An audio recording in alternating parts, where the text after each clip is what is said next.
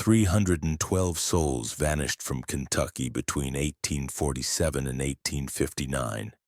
Their disappearances scattered across remote counties where questions died with the questioners. Most were drifters, immigrants, or those society deemed expendable. Yet their collective absence carved a wound so deep into the Commonwealth's conscience that authorities sealed the investigation files for over a century. The truth they buried wasn't about who these people were, but about the network that made them disappear. Tonight we reveal what really happened in the forgotten hollows of Kentucky, where a system of elimination operated with surgical precision for over a decade. This isn't the story of random violence or frontier justice gone wrong. The pattern became visible only when viewed from sufficient distance.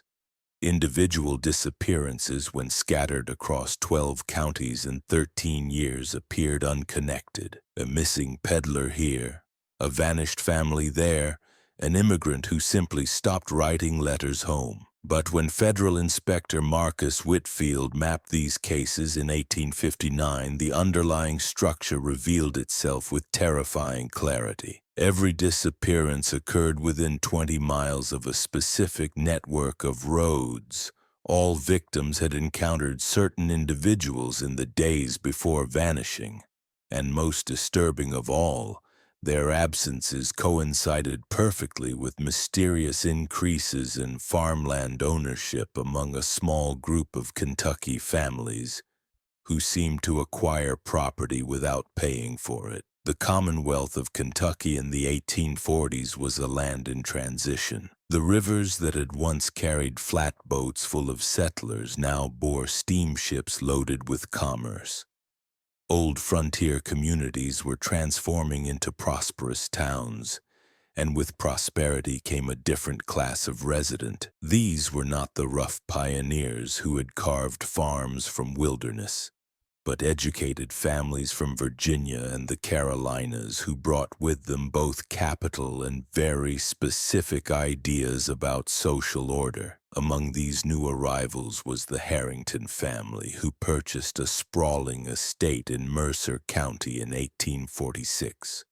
His wife, Mrs. Elizabeth Harrington, possessed the refined manner and sharp intelligence that marked her as a natural leader in their new community's social circle. Their eldest son, Robert Harrington, had trained as a lawyer in Richmond before joining his family's Kentucky venture. At 28, he combined his father's commanding presence with a modern understanding of business and law that made him invaluable in their new environment. His younger brother, Thomas Harrington, had studied engineering and possessed the practical skills necessary for managing large-scale agricultural and construction projects. The family's rapid integration into Kentucky society was remarkable for its completeness. Within 2 years of their arrival, Judge Harrington had been appointed to the circuit court. Mrs. Harrington led the county's most important charitable organization, and both sons had established themselves as essential figures in local business and politics. Their success seemed to embody the American dream of reinvention and opportunity. What made their ascent particularly impressive was how they managed to acquire additional property with seemingly unlimited resources.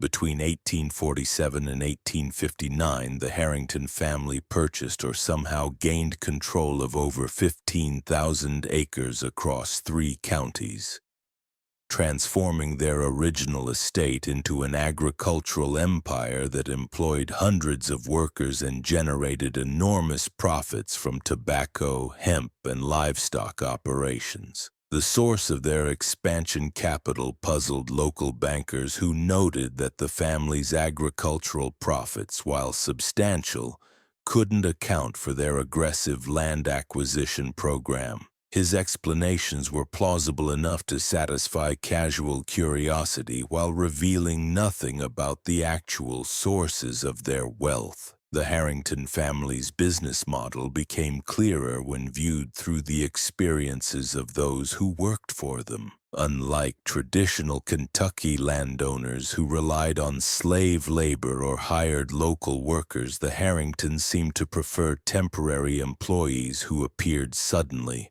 worked for several months, then disappeared just as mysteriously. These workers, predominantly immigrants and drifters, were housed in remote cabins scattered across the family's extensive holdings.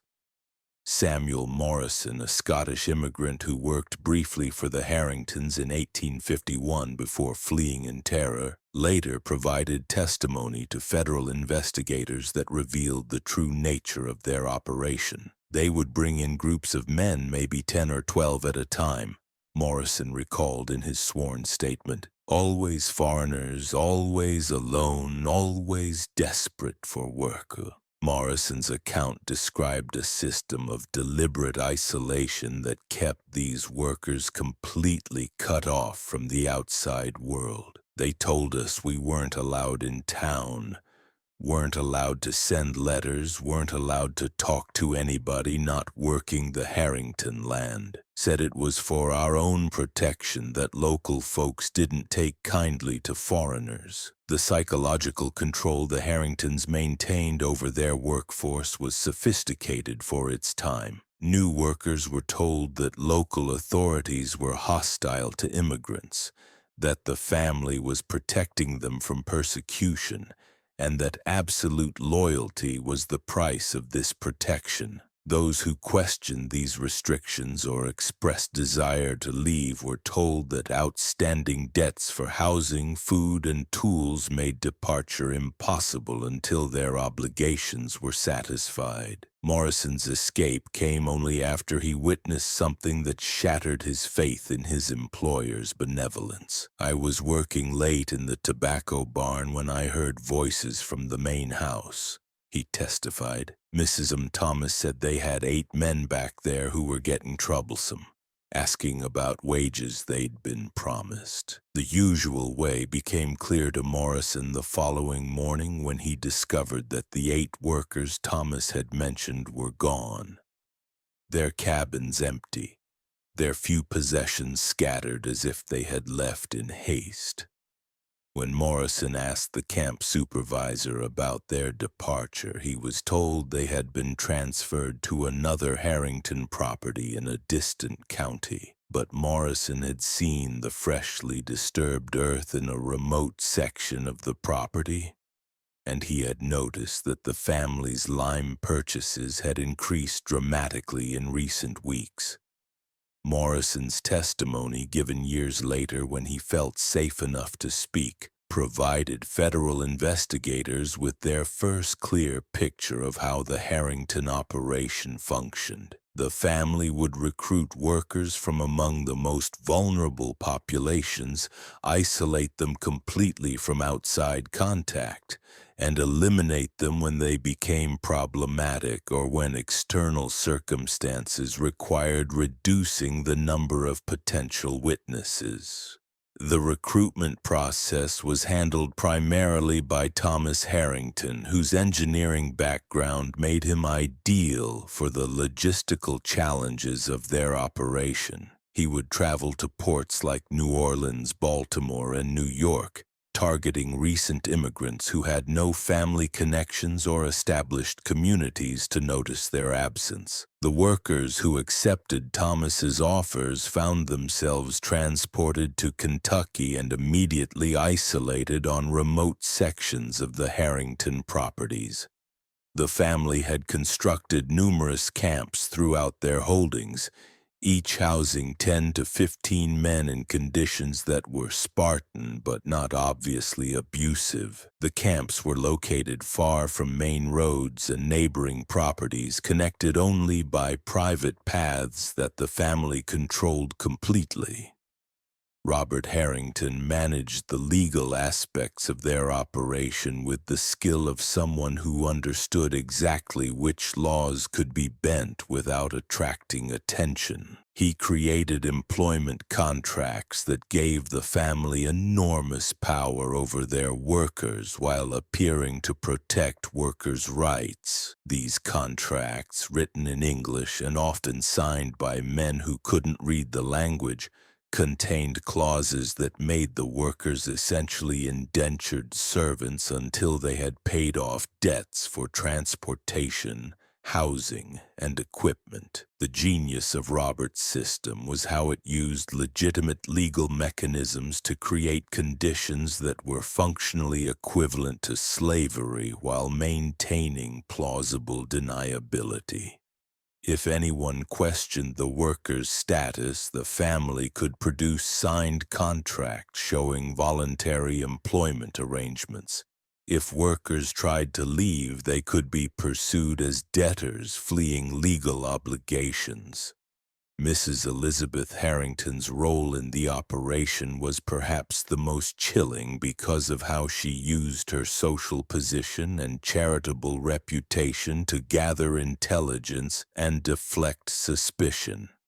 As the leader of multiple charitable organizations, she was perfectly positioned to learn about families expecting relatives from abroad, to identify individuals whose disappearance might be noticed, and to spread explanations for unusual activities on family properties. Her charitable work also provided opportunities to identify potential victims among the local population. Orphans, widows, and destitute families who sought assistance from her organization sometimes found themselves offered employment opportunities that seemed too good to refuse. These local victims were particularly valuable because their disappearances could be explained as voluntary departures for better opportunities elsewhere. The family's method for disposing of victims was both efficient and nearly undetectable. Judge Harrington's position on the circuit court gave him advanced knowledge of when official inspections or investigations might occur, allowing the family to adjust their operations accordingly. When circumstances required eliminating workers, the process was handled with the same methodical planning that characterized all their activities. Thomas Harrington had identified numerous remote locations across their properties where bodies could be buried without detection. His engineering background enabled him to calculate precise depths and soil conditions that would prevent discovery, while his knowledge of local geology helped him choose sites where natural processes would accelerate decomposition. The family's substantial lime purchases, officially for agricultural purposes, actually served to speed the disposal process and eliminate evidence. The scale of the operation was staggering when viewed in its entirety. Between 1847 and 1859, the Harrington family processed an estimated 400 workers through their various camps. Of these, approximately 300 were eliminated when they became problematic.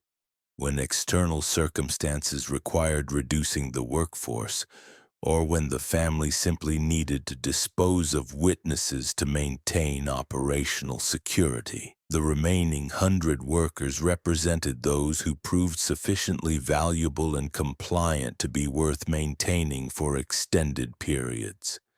These long-term workers were gradually promoted to supervisory positions within the operation, making them complicit in the crimes against newer arrivals. Their complicity ensured their silence while providing the family with experienced managers who understood the system's requirements. The profits from this operation were enormous, generated not just from unpaid labor but from systematic theft of the workers' property and from the sale of victims' belongings in distant markets. Many of the immigrants who accepted employment with the Harringtons had brought their life savings in gold or valuable possessions, intending to establish themselves in America. These assets were confiscated upon arrival under various pretexts and never returned. The family also profited from identity theft on a scale that was unprecedented for the time. When workers were eliminated, their identities were often assumed by family associates who would claim the victim's property, collect money owed to them, or use their credentials to establish businesses in distant locations. This aspect of their operation required extensive record-keeping and coordination with accomplices throughout the region. Judge Harrington's judicial position proved invaluable in protecting the operation from legal scrutiny. When concerned relatives or business associates made inquiries about missing persons, he could ensure that investigations were perfunctory or misdirected. His influence with other law enforcement officials meant that even when evidence of crimes surfaced, it was often dismissed or buried before reaching higher authorities. The family's network of accomplices extended throughout Kentucky's power structure, including other judges, sheriffs, prominent merchants, and even some ministers who helped explain disappearances as religious conversions or missionary callings. This network had been carefully cultivated through years of strategic donations, business partnerships, and social relationships that made challenging the Harringtons professionally and socially dangerous. The beginning of the end for the Harrington operation came not from law enforcement investigation, but from a bureaucratic error that exposed their activities to federal scrutiny. In 1858, the Federal Land Office in Louisville noticed discrepancies in property records that suggested systematic fraud in land ownership transfers throughout central Kentucky. The investigation began as a routine audit of property transactions, but quickly uncovered patterns that suggested coordinated criminal activity. Multiple properties had been transferred to the Harrington family using documentation that contained suspicious elements, names of grantors who couldn't be located, and witness signatures that appeared to be forgeries. Federal Inspector Marcus Whitfield, assigned to investigate the property fraud, possessed the analytical skills and bureaucratic authority necessary to see patterns that local officials had missed or ignored. His systematic review of property records, combined with interviews of individuals who had dealt with the Harrington family, gradually revealed the scope of their operation. Whitfield's breakthrough came when he attempted to verify the identities of individuals who had allegedly sold property to the Harringtons. Time after time, he found that these sellers had simply vanished after completing their transactions, leaving no trace of their subsequent whereabouts. The pattern was so consistent that it could only be explained by systematic elimination of witnesses. The inspector's investigation took on new urgency when he realized that the missing property sellers represented only a fraction of the total disappearances connected to the Harrington family. His interviews with former workers, local residents, and family business associates revealed that hundreds of people had vanished after encounters with various family members. The federal response was swift and decisive, but it came too late to prevent the family's escape. Learning through their network of the impending federal action, the Harringtons liquidated their visible assets, destroyed their records, and fled Kentucky before warrants could be served. By the time federal marshals arrived at their properties, they found empty buildings and evidence of hasty departure. The investigation of the abandoned Harrington properties revealed the full horror of their 12-year operation. Excavations at sites identified through survivor testimony and documentary evidence uncovered the remains of over 200 victims buried in carefully concealed graves throughout their former holdings. The victims represented a cross-section of America's most vulnerable populations. Recent immigrants from Ireland, Germany, and Scandinavia made up the largest group. But investigators also found the remains of American citizens who had simply been in the wrong place at the wrong time. The methodical nature of the killings, combined with the sophisticated disposal methods, demonstrated a level of planning and execution that horrified even experienced federal investigators.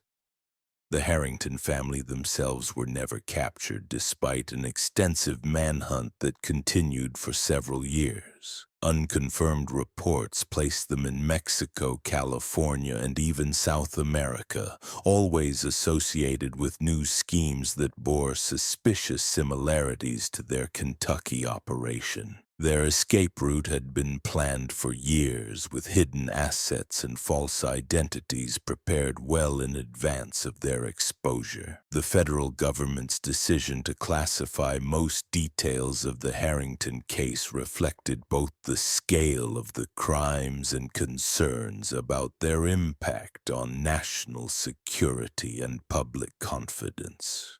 The revelation that such an operation had functioned successfully for over a decade in a settled state with established institutions raised troubling questions about the effectiveness of American law enforcement and the vulnerability of immigrant populations. The classification also protected the reputations of numerous Kentucky officials who had either actively assisted the Harringtons or had been negligent in their duties. The network of accomplices extended so deeply into the state's power structure that full exposure would have effectively destroyed public confidence in Kentucky's institutions. The 312 confirmed victims represent only those cases where sufficient evidence existed to establish definitive connections to the Harrington operation. The actual number was almost certainly higher, as the family's sophisticated methods and extensive network of accomplices enabled them to eliminate people whose disappearances were never properly investigated or documented. The survivors of the Harrington operation, primarily long-term workers who had become complicit in the crimes, faced a difficult choice between prosecution and cooperation with federal investigators. Most chose cooperation, providing testimony that helped establish the scope of the operation while accepting responsibility for their own participation in the crimes. The psychological impact on survivors was profound and lasting. Years of isolation, intimidation, and forced participation in criminal activities had fundamentally damaged their ability to trust others or function in normal society. Many struggled with what we would now recognize as severe trauma, unable to integrate their experiences or build normal relationships. The state of Kentucky quietly purchased the former Harrington properties and eventually sold them to new owners who were told only that the previous owners had defaulted on their mortgages. The burial sites were left undisturbed, their locations recorded in sealed federal files that remain classified to this day. The legacy of the Harrington operation extends far beyond the immediate victims and survivors. Their methods influenced federal policy regarding immigration processing, worker protection, and interstate law enforcement cooperation. The case demonstrated how easily vulnerable populations could be exploited when proper oversight and protection mechanisms were absent. Perhaps most significantly, the Harrington case revealed how respectable social position and institutional authority could be weaponized to facilitate massive criminal enterprises. The family's success depended not on operating outside the system, but on thoroughly infiltrating and corrupting it from within. The silence that has surrounded this case for over a century reflects not just government classification, but also a collective reluctance to confront uncomfortable truths about how easily evil can disguise itself as virtue. The Harringtons succeeded because they understood that people want to believe that respectability equals morality, that authority deserves trust, and that systematic evil is too terrible to exist in their communities. This mystery shows us that the most dangerous predators are often those who appear most respectable, who hold positions of trust and authority, and who understand how to exploit the very systems designed to protect society. The 312 souls who vanished in Kentucky disappeared not because the system failed, but because it was deliberately corrupted by those sworn to uphold it. The truth about what happened in Kentucky between 1847 and 1859 challenges us to examine how we evaluate authority, how we protect the vulnerable, and how we distinguish between genuine virtue and its skillful imitation. The investigation into Kentucky's missing 312 reached a terrifying crescendo in the spring of 1859 when federal agent Marcus Whitfield made a discovery that would haunt him for the remainder of his life. Following financial discrepancies traced through the Harrington family's extensive business network, Whitfield had spent months mapping what appeared to be a commercial empire built on systematic human exploitation. What began as routine investigation into suspicious land acquisitions had evolved into something far more sinister. The Harrington family's legitimate businesses provided perfect cover for an operation of unprecedented scope and brutality. Their lumber mills required constant labor. Their shipping operations moved cargo without inspection, and their political connections ensured that uncomfortable questions were rarely asked with any persistence. The breakthrough came when Whitfield discovered a private ledger hidden beneath loose floorboards in Ezekiel Harrington's office at the main lumber facility. The ledger, written in careful script, contained entries that defied immediate comprehension. Names, dates, and notations filled page after page, but the meaning only became clear when cross-referenced with missing person reports and shipping manifests. The ledger documented not just the 312 confirmed disappearances, but detailed records of what the Harringtons termed processing operations that had claimed over 800 lives during their 12-year reign of terror. Each entry contained clinical notations about the victims' value, their ultimate fate, and the profits generated from their exploitation. Heinrich Miller, German immigrant, age 24, delivered May 15, 1857, read one typical entry. Processed for mining operation, Pennsylvania. Revenue 108 terminated due to injury, October 1857.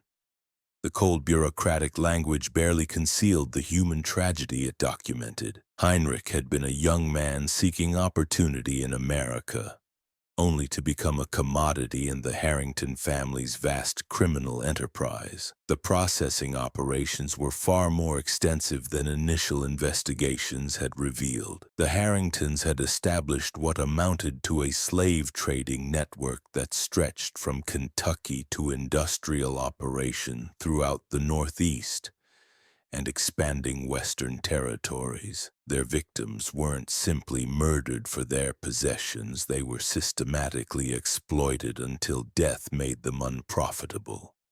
The family's network included mine owners who needed expendable labor, railroad companies building through dangerous territory, and factory operators seeking workers who wouldn't be missed if industrial accidents occurred.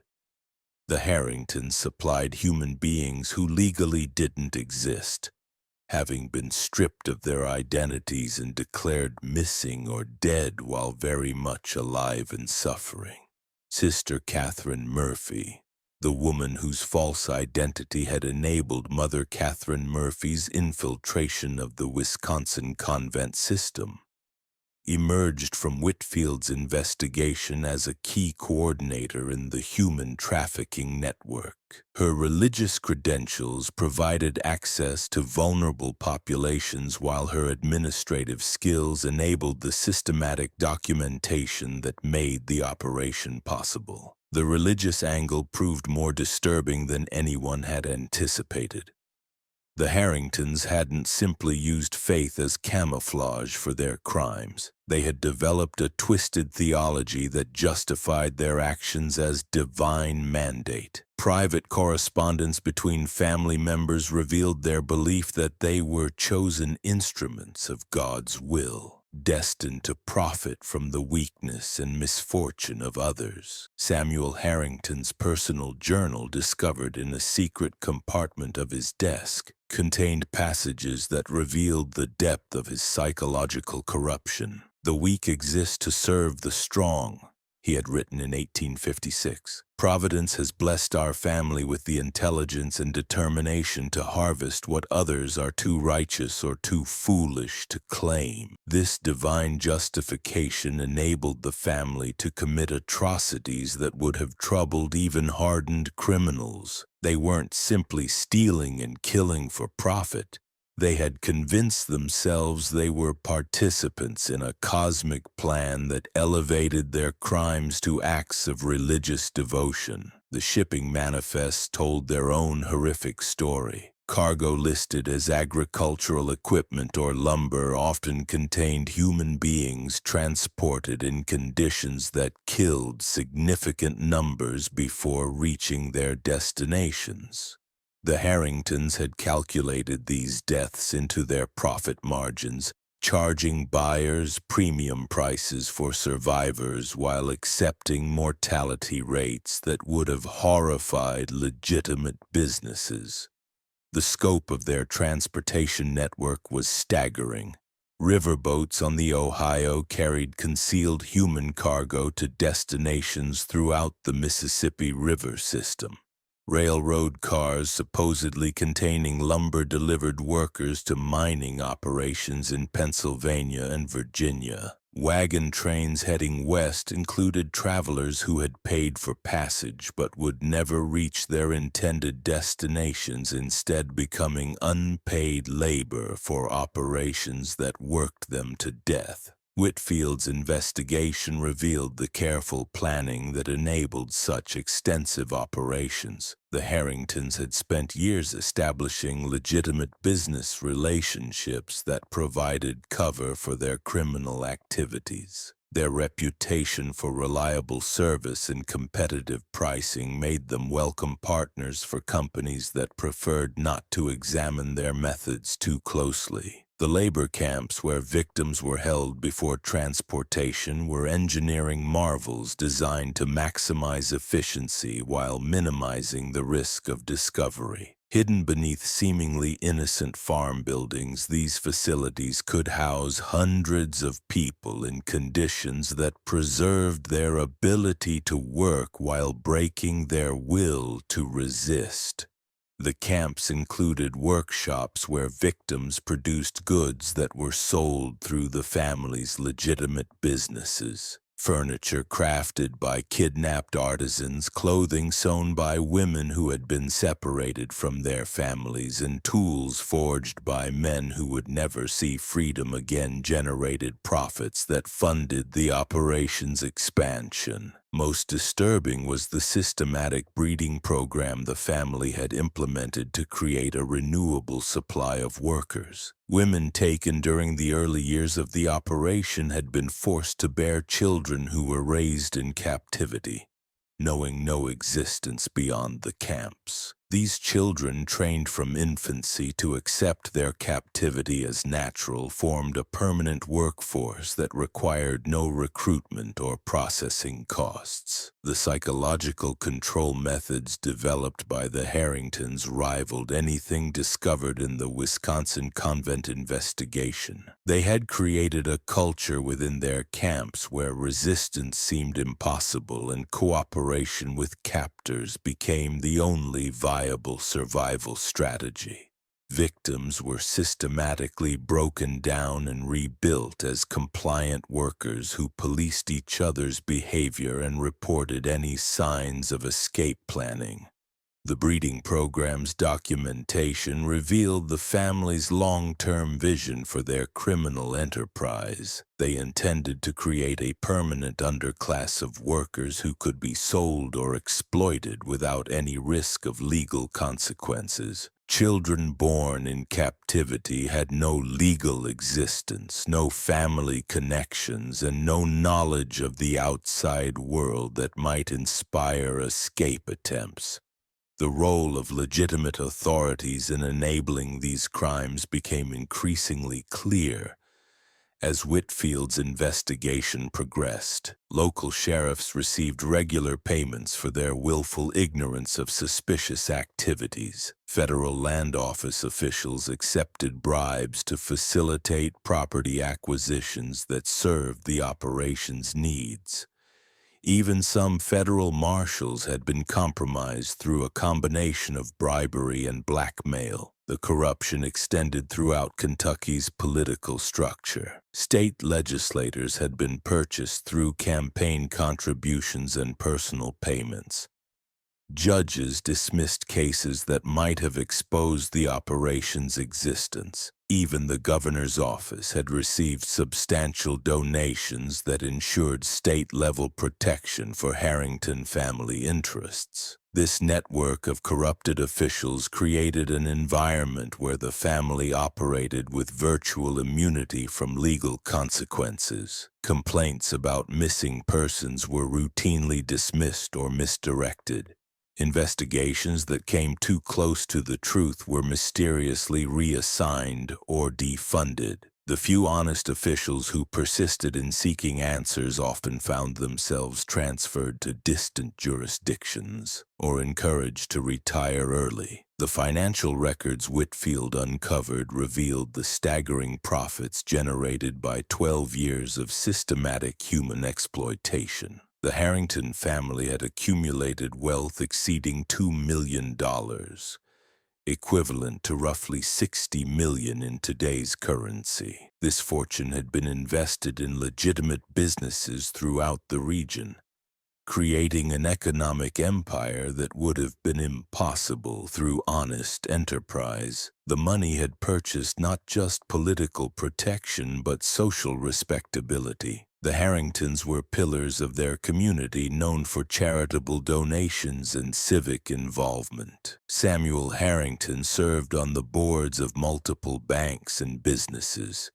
Martha Harrington was prominent in church activities and women's charitable organizations. Their children attended the finest schools and married into established families. This respectability provided the perfect camouflage for their criminal activities while creating a network of innocent allies who defended the family against any accusations. Business partners, church members, and social connections all had personal interests in maintaining the Harrington family's reputation, making them unwitting accomplices in protecting the operation from exposure. The investigation's most chilling discovery was the systematic elimination of witnesses that had occurred throughout the operation's existence. The Harringtons hadn't simply hidden their crimes, they had methodically murdered anyone who posed a threat to their security. Former employees, escaped victims, and even family members who showed signs of conscience had been quietly eliminated. The body count from these security operations exceeded even the documented disappearances. Whitfield's analysis of unexplained deaths and disappearances in areas where the family operated suggested that over 300 additional murders had been committed to protect their secret. These killings had been disguised as accidents, suicides, and random violence, creating a pattern of death that was invisible until viewed as part of the larger conspiracy. The elimination protocols were sophisticated and ruthless. Potential witnesses were identified through the family's intelligence network, assessed for the level of threat they represented, and eliminated using methods appropriate to their circumstances. A former camp guard who began drinking heavily and talking about his experiences would die in an apparent accident. A victim who escaped and tried to contact authorities would be found dead of apparent suicide before their testimony could be recorded. The family's intelligence network rivaled that of any government agency. They maintained informants in law enforcement, religious organizations, and immigrant communities throughout Kentucky and beyond. These informants provided early warning of potential threats while identifying new opportunities for recruitment and exploitation. The network's reach extended into the federal government itself. Whitfield discovered evidence that at least 3 federal officials had been providing information to the Harringtons about investigations and policy changes that might affect their operations. This high-level intelligence enabled the family to stay ahead of law enforcement efforts and adapt their methods to changing circumstances. The systematic nature of their intelligence gathering was revealed through files discovered in Ezekiel Harrington's private safe. Detailed dossiers existed on hundreds of individuals, including law enforcement officers, political figures, religious leaders, and business competitors. The files contained information about personal weaknesses, financial pressures, and family relationships that could be exploited for purposes of bribery, blackmail, or elimination. These dossiers explained how the family had maintained their operation for 12 years without serious interference. They knew which officials could be bought, which could be intimidated, and which needed to be eliminated. They understood the personal circumstances that made individuals vulnerable to corruption or coercion. Most importantly, they had contingency plans for neutralizing any threat before it could materialize into effective opposition. The scope of their planning extended to every aspect of their criminal enterprise. Detailed maps showed escape routes from every facility they operated. Financial records documented accounts in multiple states and territories that could fund emergency relocations. False identities had been prepared for every family member, complete with documentation that would allow them to disappear and resurface elsewhere if necessary. These preparations proved prescient when Whitfield's investigation finally reached the point where arrests became inevitable. On the morning of June 12, 1859, federal marshals arrived at the Harrington properties with warrants for the arrest of all family members on charges ranging from kidnapping and murder to conspiracy and treason. They found empty buildings and cold fireplaces. The Harrington family had vanished during the night, taking with them portable wealth and leaving behind only the evidence they couldn't transport. The extensive facilities, the documented crimes, and the physical proof of 12 years of systematic atrocity remained. But the perpetrators had escaped to continue their work elsewhere. The manhunt that followed was the largest federal operation of its kind prior to the Civil War. Marshals searched throughout the Ohio River Valley and beyond, following leads that took them as far as California and Mexico. Rewards were posted throughout the country, and wanted posters bearing the families' likenesses were distributed to law enforcement agencies across America. Despite these efforts, no confirmed sighting of any Harrington family member was ever verified. Occasional reports placed them in various frontier locations, always associated with operations that bore suspicious similarities to their Kentucky enterprise. But by the time authorities investigated, the suspects had moved on. The investigation of their abandoned facilities revealed the full scope of their criminal empire's physical infrastructure. Hidden chambers beneath innocent-looking farm buildings had housed hundreds of victims. Workshops concealed behind false walls had produced goods using slave labor. Transportation routes invisible to casual observation had moved human cargo throughout the region. The engineering sophistication of these facilities demonstrated years of careful planning and substantial investment. The hidden chambers included ventilation systems that prevented suffocation while maintaining secrecy. Drainage systems handled waste without creating obvious traces. Sound-dampening construction prevented cries for help from reaching the outside world. The workshops revealed the economic engine that had driven the operation's growth. Skilled craftsmen working under threat of death had produced furniture, tools, and textiles that competed favorably with legitimate manufacturers. The quality of their work, combined with the absence of labor costs, had generated enormous profits while creating a reputation for value that attracted customers throughout the region. The transportation infrastructure was equally sophisticated. Hidden compartments in wagons allowed human cargo to be moved without detection. Modified railroad cars contained concealed spaces that could transport dozens of people during routine freight operations. Riverboat modifications created below-deck areas where victims could be held during multi-day journeys. The discovery of the breeding facilities represented the investigation's most disturbing revelation. Children born into captivity had been systematically indoctrinated to accept their enslavement as natural and proper. They had been trained in various skills that increased their value as workers while being taught that the outside world was dangerous and hostile to people like them. These children, ranging in age from infants to teenagers, posed an unprecedented challenge for authorities. They had no legal existence, no family connections, and no understanding of freedom as a concept. Many were terrified of the federal agents who rescued them, having been taught that government officials would torture and kill them if they were ever discovered. The process of rehabilitating these victims took years and was never completely successful for many. Children who had known only captivity struggled to adapt to freedom. Some never learned to function independently, requiring institutional care for the remainder of their lives.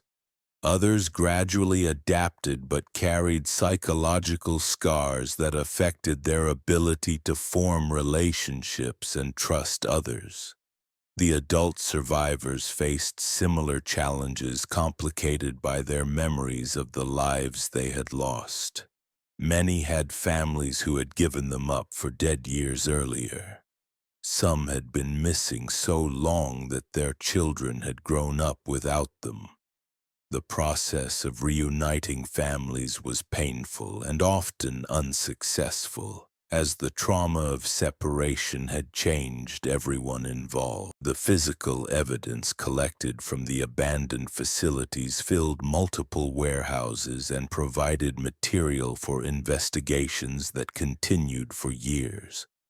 Documents revealed the names of buyers throughout the country who had knowingly purchased human beings. Financial records traced money flows that implicated dozens of businesses and individuals in the conspiracy. The buyer network stretched from industrial operations in Pennsylvania to plantations in Texas. Mining companies in Colorado had received workers who were technically free but practically enslaved. Railroad construction crews included men who had been kidnapped years earlier and forced to work under conditions that killed many before their projects were completed. The legal proceedings that followed were complicated by jurisdictional issues and the unprecedented nature of the crimes. No existing statutes adequately addressed the systematic human trafficking operation the Harringtons had created. Federal prosecutors had to rely on multiple laws covering different aspects of the conspiracy, creating complex trials that stretched over years. Many of the buyers and accomplices escaped prosecution through legal technicalities or political connections. The evidence against them was overwhelming. But the legal system of the 1860s was not equipped to handle crimes of such scope and complexity. Witnesses disappeared or recanted their testimony. Evidence was mysteriously lost or ruled inadmissible. Juries were intimidated or corrupted. The outbreak of the Civil War in 1861 effectively ended most prosecutions as federal resources were redirected to the war effort. Many cases were suspended indefinitely and few were ever resumed after the war's conclusion. The majority of those who had profited from the Harrington family's crimes escaped justice entirely. The war also provided cover for individuals who may have been Harrington family members to assume new identities and integrate into the chaos of a nation torn apart by conflict. Reports during and after the war described operations bearing suspicious similarities to the Kentucky conspiracy, but the disruption of normal law enforcement made investigation impossible. The final chapter of the Harrington investigation came in 1873 when a dying man in a California hospital claimed to be Ezekiel Harrington. He provided details about the family's escape that only an insider could have known, describing a network of safe houses and false identities that had enabled them to reach Mexico and eventually South America. According to this deathbed confession, the family had continued their operations in Mexico for several years before political instability forced them to relocate again. Samuel Harrington had died of fever in 1865, but the rest of the family had survived to establish new operations in Argentina, where European immigration provided fresh opportunities for exploitation. Whether this confession was genuine remains unknown. The man died before providing proof of his identity, and subsequent investigations in Argentina found no definitive evidence of Harrington family activities. The confession may have been the final deception of a dying criminal, or it may have revealed the truth about their ultimate fate. The legacy of the Harrington case extended far beyond its immediate victims. The investigation revealed systematic vulnerabilities in American society that enabled large-scale criminal enterprises to operate with impunity. The combination of political corruption, social prejudice, and economic incentives had created an environment where human trafficking could flourish virtually undetected.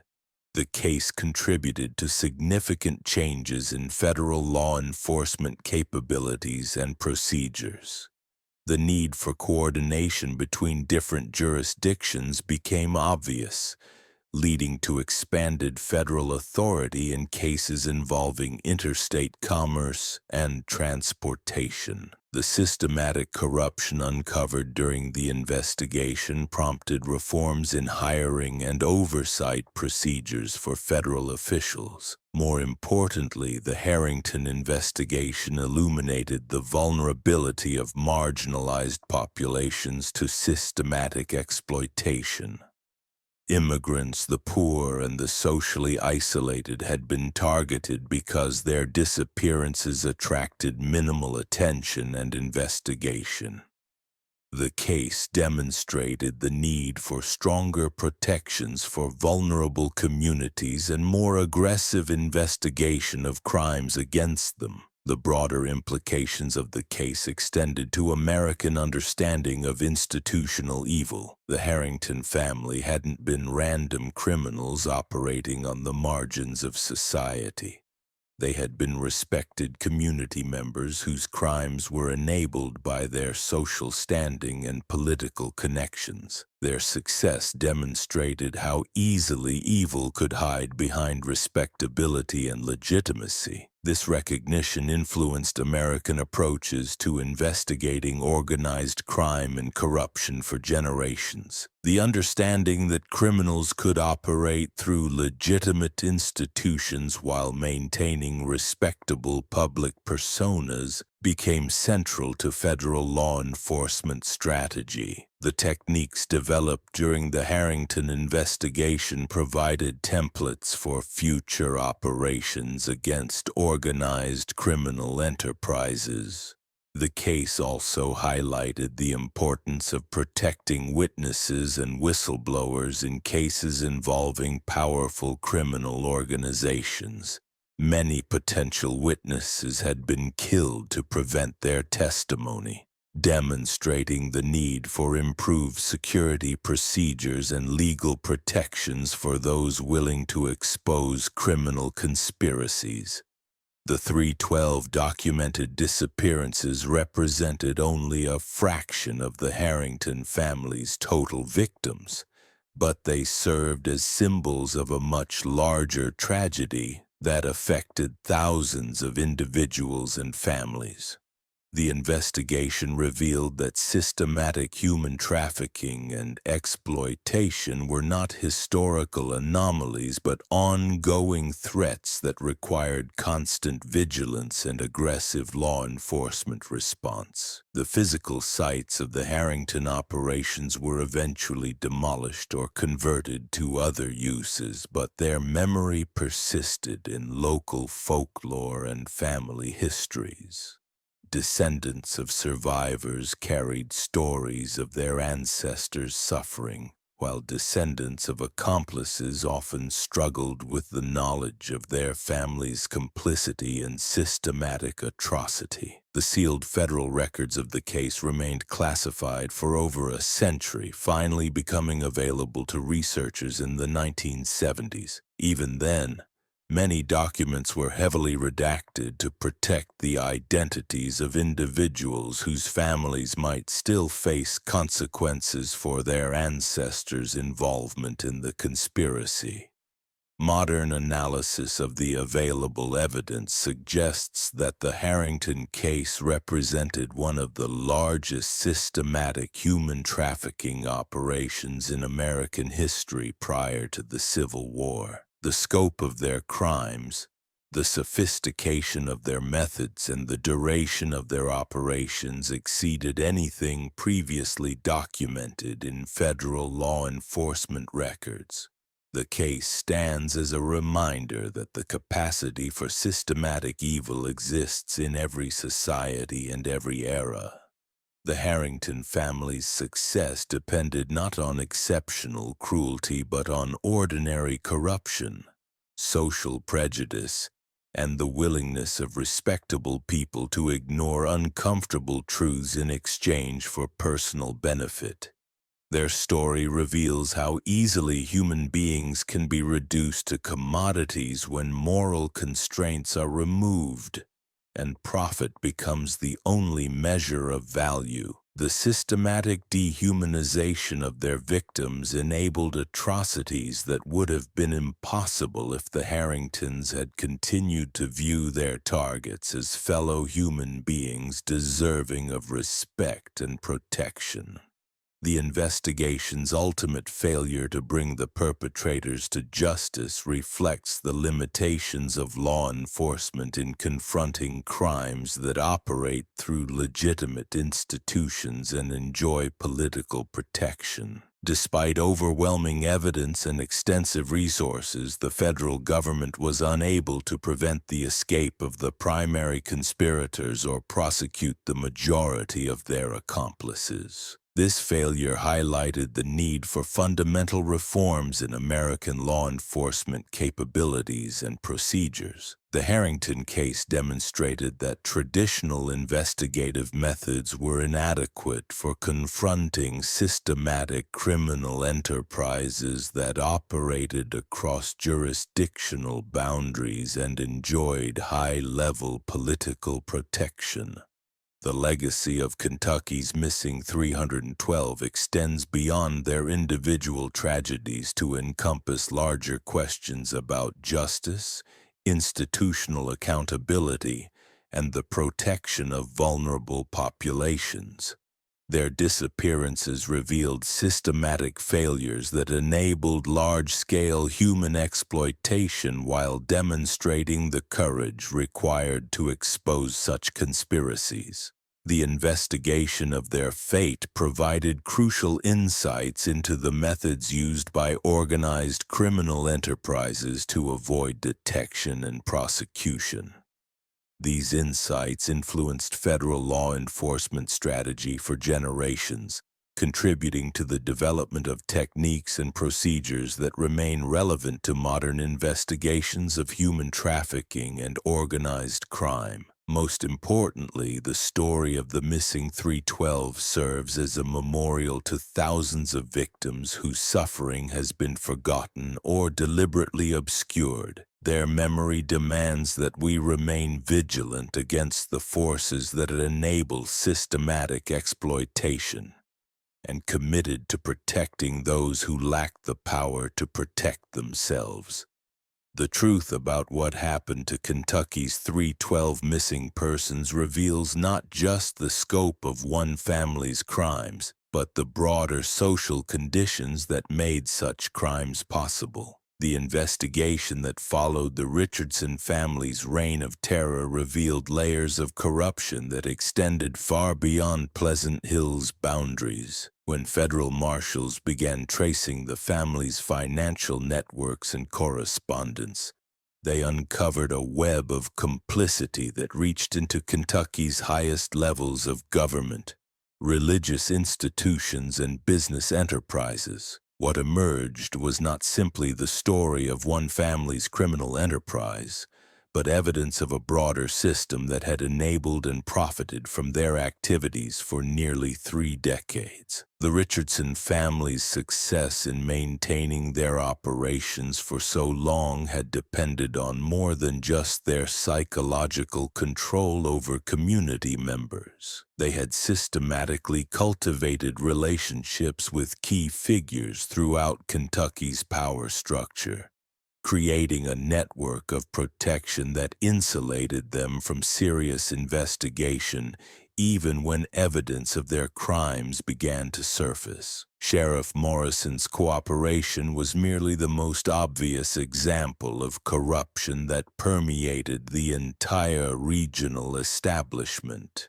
Banking records seized during the federal investigation revealed that prominent Louisville businessmen had invested in the Richardson family's operations, believing they were supporting a legitimate religious community while actually financing human trafficking and systematic murder.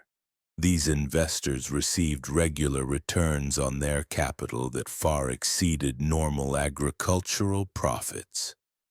But they had chosen not to investigate the source of such extraordinary income. Their willful ignorance had provided the Richardson family with financial resources that enabled them to expand their operations and purchase protection from local authorities. The correspondence files discovered in Martha Richardson's private quarters contained letters from politicians, judges, and religious leaders throughout Kentucky who had accepted donations from Pleasant Hill while avoiding any serious inquiry into the community's practices.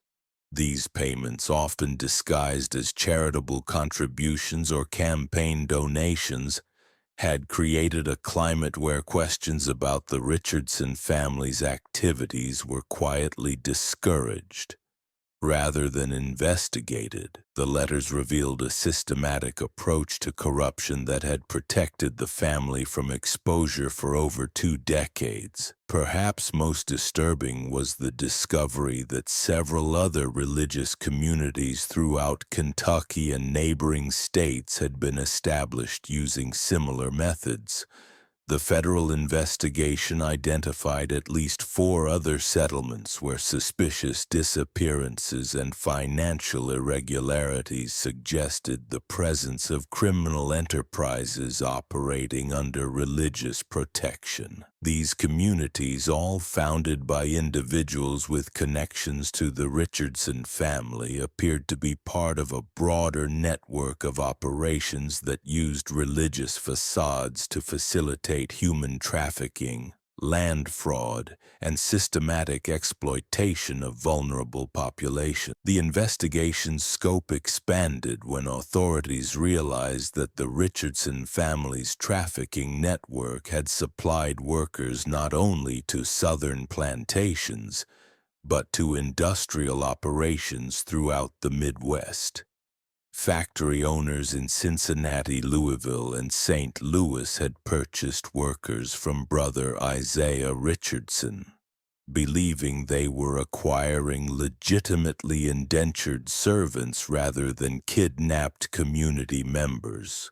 These business relationships had provided crucial income for the Pleasant Hill operation while creating a market for their human merchandise that encouraged continued expansion of their criminal activities.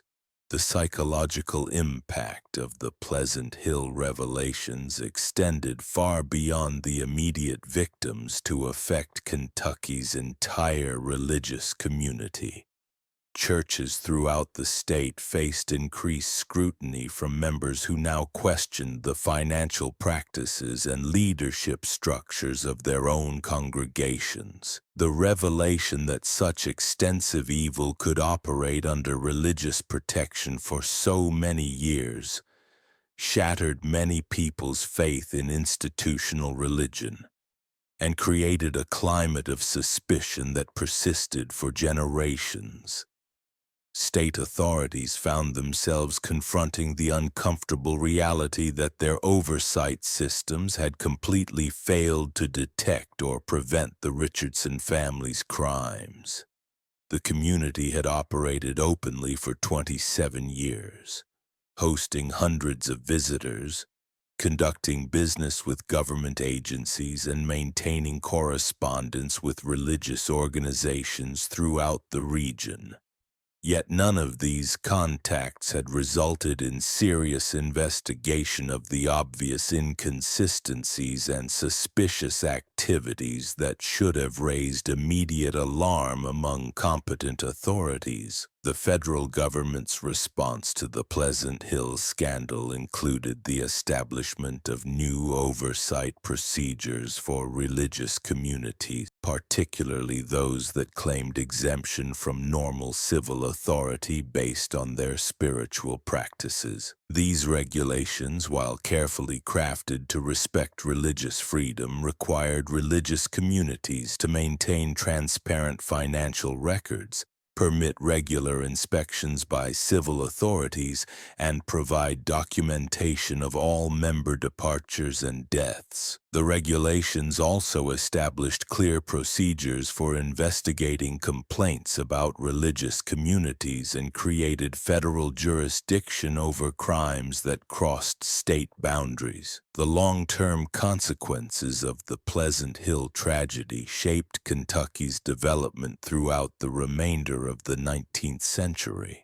The scandal damaged the state's reputation and discouraged immigration by religious communities who had previously viewed Kentucky as a haven for alternative spiritual practices. This reduced immigration had economic consequences that lasted for decades, as religious communities had been important sources of skilled labor and agricultural innovation in the region. The Richardson family's systematic destruction of authentic Shaker principles also had broader implications for America's religious development. Their perversion of legitimate spiritual practices into tools of exploitation demonstrated how easily religious movements could be corrupted by individuals who understood the psychology of faith and obedience.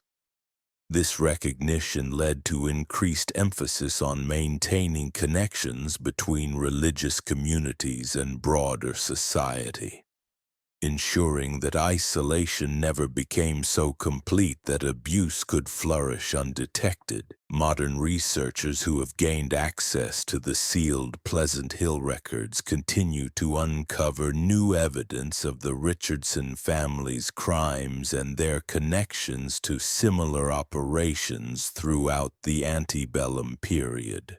These discoveries suggest that the Pleasant Hill case was not an isolated incident, but rather part of a broader pattern of criminal enterprises that exploited America's religious freedom and frontier conditions to prey upon vulnerable populations seeking spiritual community and purpose.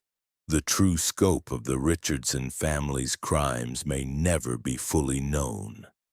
Their systematic destruction of evidence before their capture, combined with the state's decision to classify much of the investigation record, has left significant gaps in the historical record. What remains clear is that their 27-year operation represented one of the most systematic and prolonged examples of religiously disguised criminal enterprise in American history, demonstrating the deadly potential when charismatic authority combines with complete moral corruption and institutional protection. The Pleasant Hill tragedy stands as a permanent reminder that evil often presents itself in the most appealing disguises, using humanity's highest aspirations as weapons against the innocent. The Richardson family's success in maintaining their facade for so many years, while systematically destroying hundreds of lives, reveals the crucial importance of maintaining vigilance against those who would exploit our deepest spiritual longings for their own twisted purposes.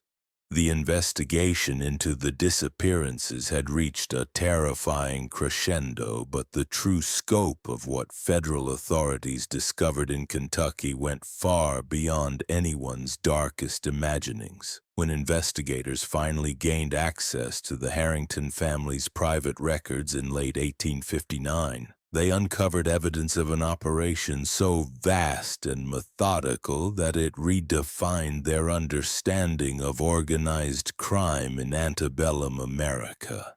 The ledgers found in Ezekiel Harrington's private safe revealed a criminal empire that extended across 14 states and operated with the precision of a legitimate business enterprise. The family had established what amounted to a human processing network, with Kentucky serving as merely the central hub of a vast wheel whose spokes reached into every corner of the expanding nation. What made their operation particularly insidious was its integration with legitimate institutions that provided both cover and active assistance. The family had cultivated relationships with shipping companies, railroad executives, and even government officials who facilitated the transportation of their victims while believing they were supporting legitimate business activities. The documentation showed that the Harringtons had pioneered what modern investigators would recognize as sophisticated identity laundering. They maintained detailed records of their victims' backgrounds, then systematically created false documentation that transformed kidnapped individuals into legal property. Their network included corrupt clerks in courthouses across multiple states who produced convincing papers showing voluntary indenture agreements, debt transfers, and even criminal sentences that justified forced labor. Perhaps most chilling was the discovery of their breeding program documentation. The family had established remote facilities in 3 states where they maintained what they euphemistically called agricultural stations. These locations, isolated farms purchased through intermediaries, served as holding facilities where victims were sorted, trained, and prepared for their ultimate destinations. The stations operated according to carefully developed protocols that maximized the value of their human merchandise. Young women were evaluated for domestic service, factory work, or more sinister purposes. Children were assessed for their potential as long-term investments, with detailed projections of their value as adult workers. Men were categorized by physical strength and skills, then assigned to destinations ranging from cotton plantations to industrial facilities in growing northern cities. The family's record-keeping revealed an almost scientific approach to human trafficking. They maintained detailed health records, psychological assessments, and even breeding charts that tracked familial relationships among their victims. The documentation showed they had been operating their own internal economy, with victims traded between facilities like livestock, their children born into a system that viewed them as renewable resources rather than human beings. What distinguished the Harrington operation from typical criminal enterprises was their long-term strategic thinking. Rather than simply exploiting immediate opportunities, they had invested decades in building infrastructure that could generate profits indefinitely. Their network of corrupt officials, complicit business partners, and carefully placed family members created a system that was largely self-sustaining and remarkably resistant to detection. The transportation network they had developed was particularly sophisticated. Working through legitimate shipping companies and railroad lines, they had established regular routes for moving their human cargo that appeared to outside observers as normal commercial activity. Victims were transported in specially modified cargo containers that looked like standard freight but contained hidden compartments designed for human transport. The family had even developed their own communication systems using coded language in their correspondence that allowed them to coordinate complex operations across vast distances without revealing their true activities to postal authorities or business partners. Their codes were based on agricultural terminology that seemed perfectly natural for a family involved in farming and livestock trading. Investigation of their financial records revealed the staggering profitability of their operations. Over 2 decades, the family had generated profits equivalent to those of major legitimate businesses, accumulating wealth that placed them among Kentucky's most prosperous families. Their success had enabled them to expand their operations systematically, purchasing new properties, corrupting additional officials, and developing increasingly sophisticated methods for acquiring and processing victims. The family's approach to victim acquisition had evolved from opportunistic kidnapping to systematic recruitment through what they called harvest operations.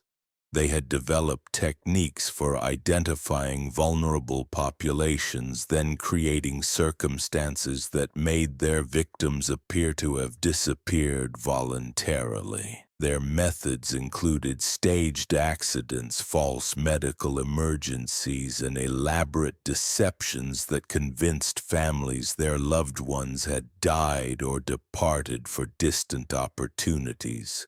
Most horrifying was their development of psychological conditioning techniques that broke down victims' resistance and transformed them into compliant workers. The family had studied the methods used by legitimate institutions like orphanages and reformatories, then perverted these techniques to serve their criminal purposes.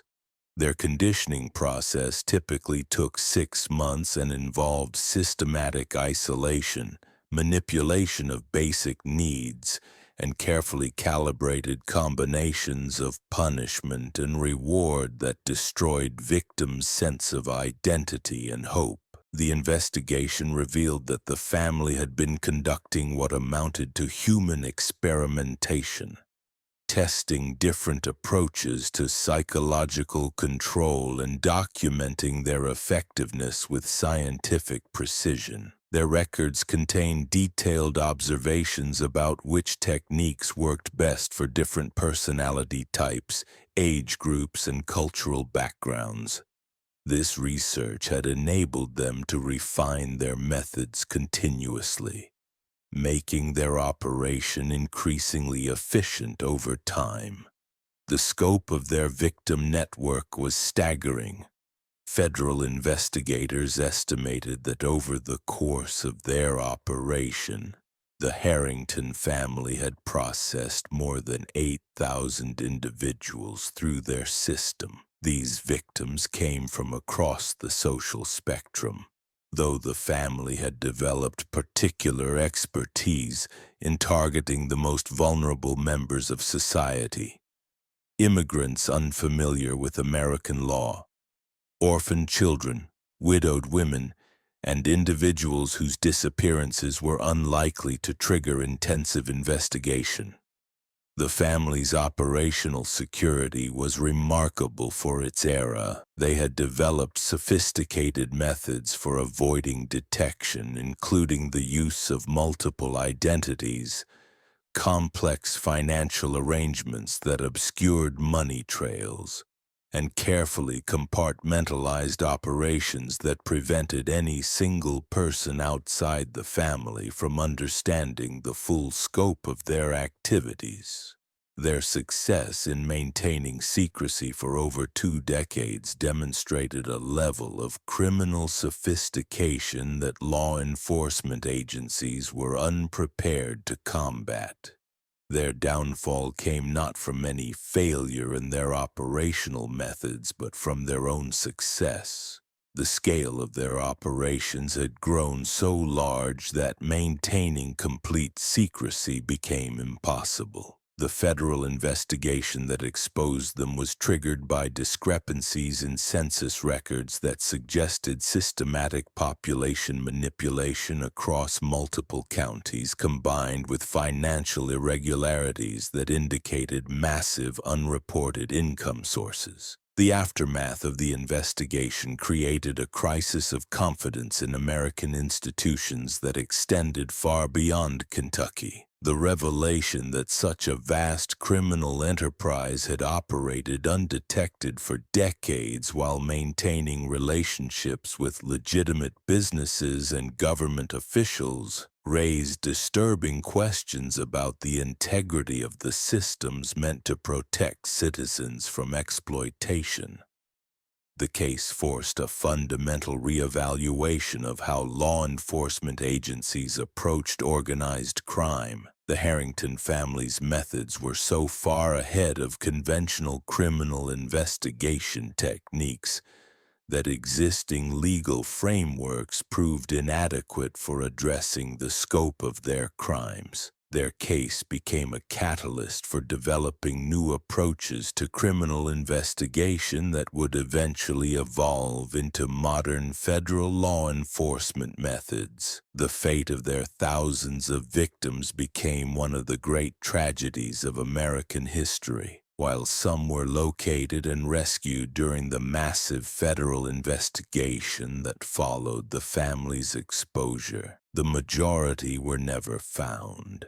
Many had been sold to buyers who operated beyond the reach of federal authorities, particularly in territories and states where local officials had been corrupted or were simply unwilling to cooperate with federal investigations. The psychological trauma inflicted on survivors created challenges that 19th century society was ill-equipped to address. Many victims had been so thoroughly conditioned by their experiences that they were unable to readjust to normal life even after rescue. The systematic destruction of their identities and connections to their previous lives left them adrift in a society that had no framework for understanding or treating their trauma. The Harrington family's legacy extends far beyond their immediate crimes. Their methods influenced the development of criminal organizations throughout the 19th and 20th centuries,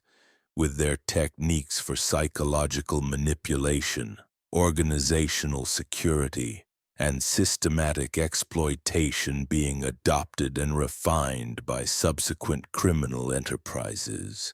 Their case stands as a dark milestone in the evolution of organized crime in America.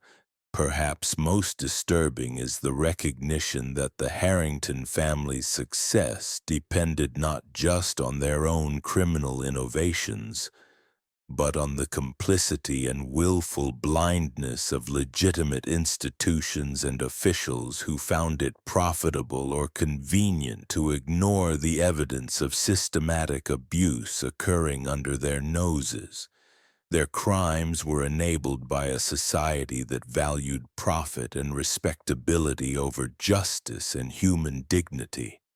The sealed records of their case, many of which remain classified to this day, contain details that government officials have deemed too disturbing for public consumption. These documents allegedly include evidence of their connections to other criminal networks, details about their victims' fates, and information about the officials and institutions that enabled their operations. The continued secrecy surrounding these records suggests that the full truth about the Harrington family's crimes may never be completely revealed. Today, the sites of their operations have been reclaimed by nature and time. The Kentucky farmland where their victims once suffered has returned to agricultural use, with new families working soil that holds the unmarked graves of hundreds of forgotten souls. The scattered locations across multiple states where their facilities once operated have been absorbed into growing communities whose residents remain unaware of the horrors that once occurred on their land. What remains is a stark reminder of humanity's capacity for systematic evil, and the importance of maintaining vigilance against those who would exploit our most vulnerable citizens. The Harrington family's story demonstrates how easily criminal enterprises can hide behind facades of respectability, and how quickly society can forget inconvenient truths about its past. The 312 documented disappearances that began this investigation represented only the visible edge of a criminal iceberg whose full dimensions may never be completely understood. The fog rolled thick across Kentucky's backwoods that November morning in 1859. But it couldn't conceal the horror federal investigators were about to uncover. What they found in those remote camps would challenge everything they thought they knew about civilization itself. For 12 years, the Harrington family had operated what appeared to be legitimate businesses across scattered Kentucky counties. But beneath this respectable facade lay something far more sinister, the systematic destruction of human lives on a scale that defied comprehension. The investigation that had led them here began with a single disturbing report. A postal inspector in Louisville had noticed unusual patterns in money transfers flowing through rural post offices. Large sums moving between remote locations with no apparent business justification. Financial transactions that suggested coordination between operations that officially had no connection to each other. What started as a routine inquiry into potential fraud had uncovered evidence of something unprecedented in American criminal history. Federal Marshal William Crawford had seen enough violence during his 15 years in law enforcement to believe himself prepared for anything. But as his team approached the first camp hidden deep in the Daniel Boone National Forest, nothing could have prepared him for what awaited inside those crude wooden buildings. The silence was the first thing that struck him. No sounds of human activity, no voices, no movement. Just an unnatural stillness that made his experienced deputies unconsciously check their weapons. The compound they discovered was larger than any single family could possibly need. Dozens of rough-hewn buildings connected by muddy paths. Storage facilities that could house supplies for hundreds of people. Workshops equipped with tools and machinery far beyond what any legitimate frontier operation would require. And everywhere the unmistakable signs of recent hasty abandonment. Meals left half-eaten on tables, clothing scattered as if people had fled in panic.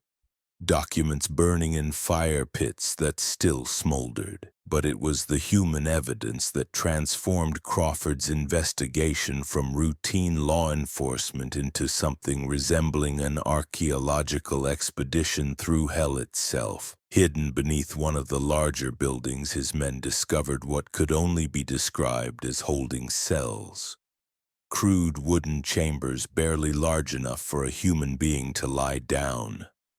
Iron rings bolted to walls for restraints, drainage systems designed to wash away evidence of whatever had occurred within those walls. The smell that lingered despite obvious attempts at cleaning told its own horrific story. The documentation they found in fireproof safes revealed the true scope of the Harrington operation. Ledgers that tracked human beings like livestock. Detailed records of physical characteristics, skills, and market value. Correspondence with buyers throughout the South and Midwest who were purchasing what they believed to be voluntary indentured servants but were actually enslaved free citizens. Financial records showing profits that dwarfed anything legitimate frontier businesses could generate. Most disturbing was the systematic nature of everything they uncovered. This wasn't random violence or opportunistic crime.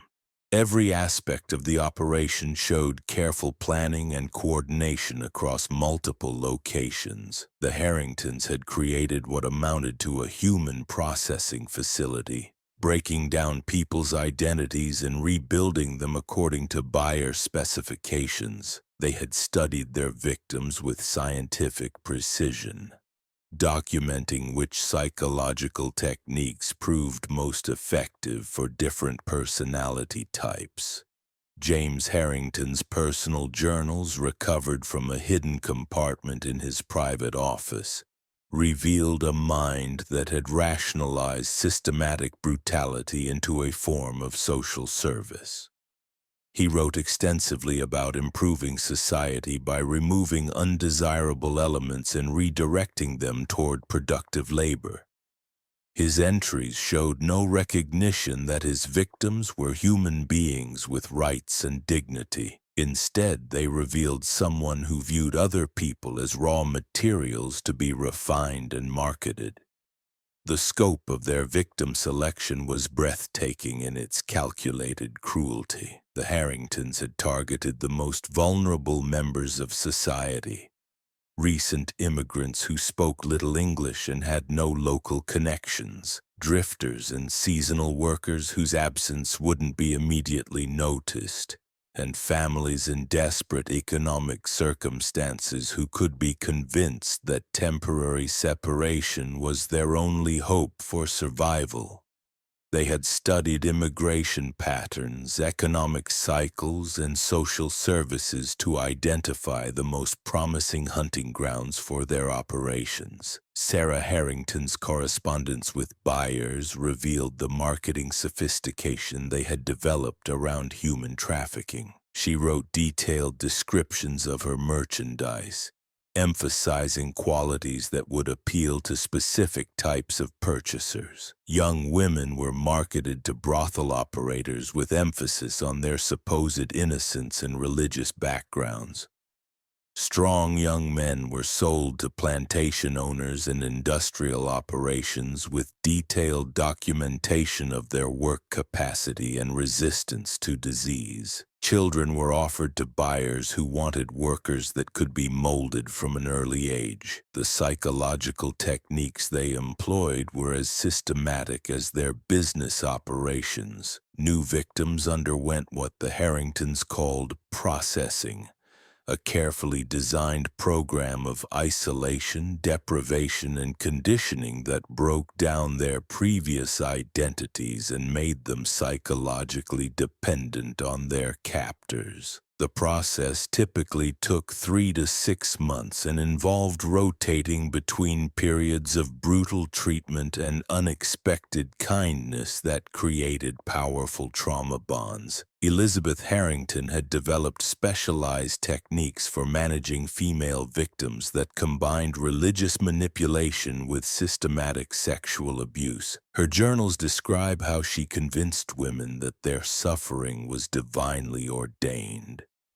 and that resistance would only bring greater punishment. She created elaborate theological justifications for the abuse, convincing victims that their degradation was actually spiritual purification that would ultimately benefit their souls.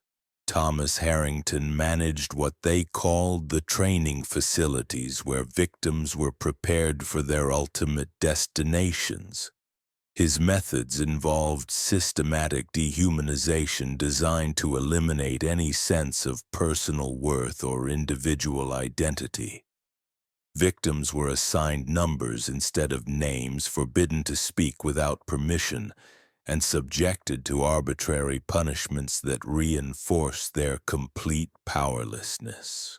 Those who showed signs of resistance faced escalating brutality until their spirits were completely broken. The financial records revealed profits that exceeded those of legitimate businesses by enormous margins. Over 12 years, the Harringtons had generated what would amount to millions of dollars in modern currency, all from the systematic destruction of human lives. They had invested these profits in expanding their operations, purchasing more remote property, and developing more sophisticated techniques for victim acquisition and processing. But perhaps most chilling was the evidence of their future plans. Documents found in James Harrington's safe outlined expansion strategies that would have extended their operations throughout the Ohio River Valley and into the Great Plains territories.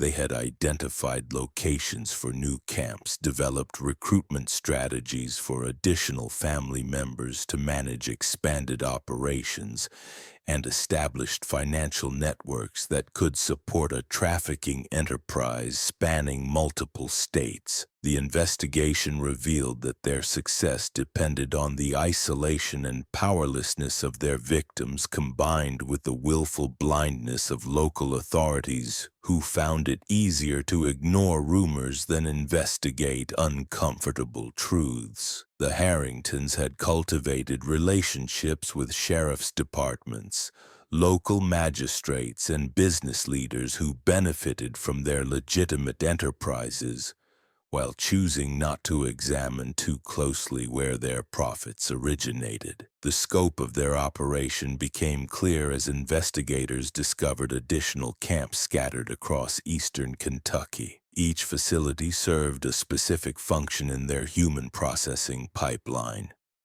Acquisition centers where victims were initially held and evaluated, training facilities where they underwent psychological conditioning, transportation hubs where they were prepared for shipment to distant buyers. The coordination required for such an enterprise demonstrated organizational capabilities that rivaled any legitimate business operation. The evidence they gathered painted a picture of systematic evil that operated with business-like efficiency. Every aspect of their operations showed careful attention to maximizing profits while minimizing risks. They had studied market demands and adjusted their victim selection accordingly. They had developed transportation networks that could move human cargo across state lines without detection. They had created documentation systems that provided legal cover for their trafficking operations. As Crawford's investigation expanded, they uncovered evidence of similar operations in neighboring states, all apparently connected to the Harrington network.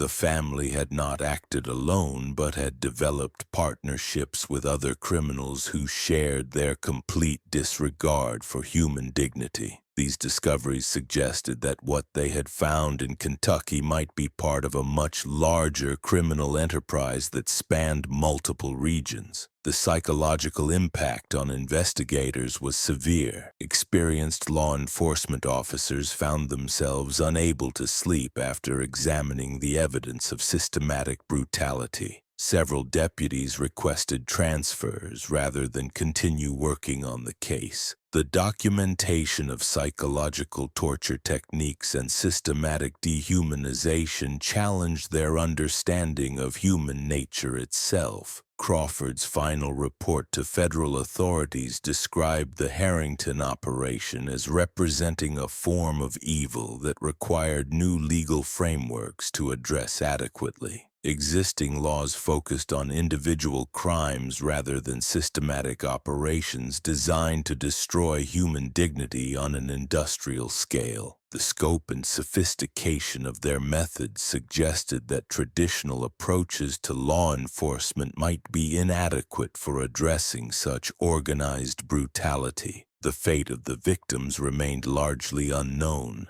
The Harringtons had maintained detailed records of their transactions but had destroyed most documentation about what happened to specific individuals after they were sold. Investigators could account for the ultimate destinations of fewer than half the people whose processing was documented in the surviving records. The others had simply vanished into a network of buyers and intermediaries that spanned the continent. The investigation's conclusion left more questions than answers. How many other operations like the Harringtons might exist in remote areas where federal oversight was minimal?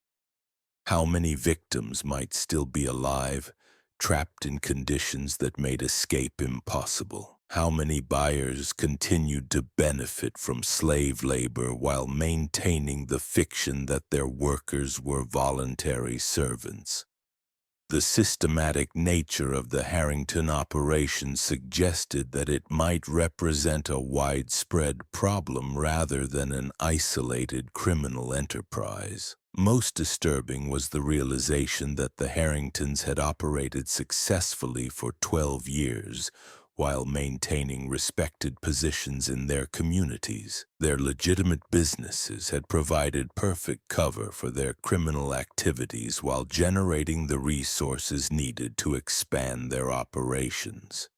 They had demonstrated that systematic evil could flourish behind facades of respectability as long as society chose to ignore warning signs and avoid asking uncomfortable questions.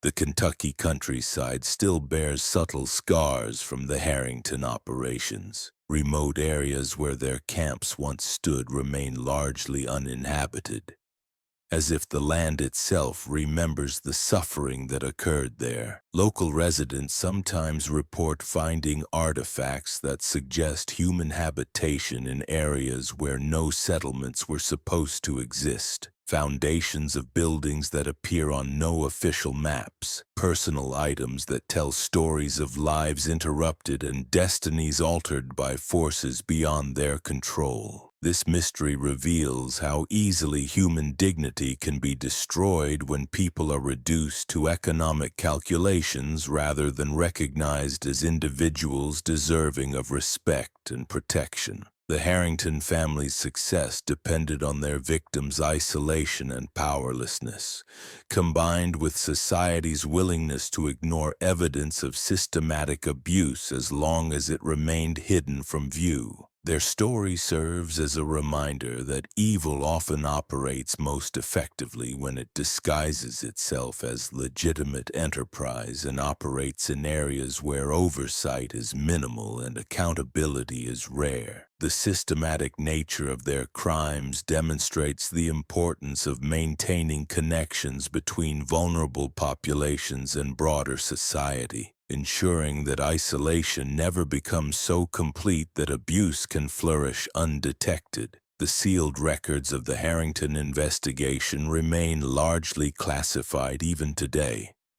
suggesting that the full scope of their operations may never be completely understood.